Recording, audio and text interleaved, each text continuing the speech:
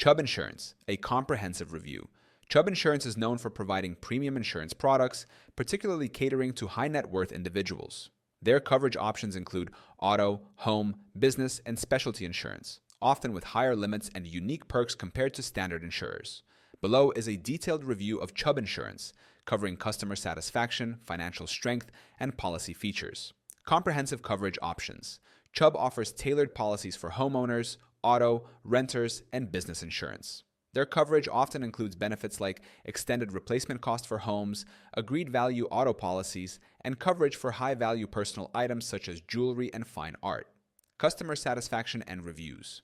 Customer feedback on Chubb is generally positive, with many policyholders appreciating their high coverage limits, customized policies, and fast claims processing. However, some customers have reported mixed experiences regarding customer service and the claims resolution process. Financial strength and stability.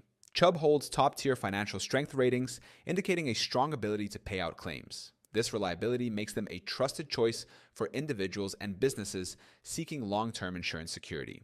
Premium costs and affordability. Chubb insurance policies tend to be more expensive than standard market options due to their specialized coverage and high-value protection. They are best suited for individuals who need extra coverage for valuable assets. Employee and company reputation.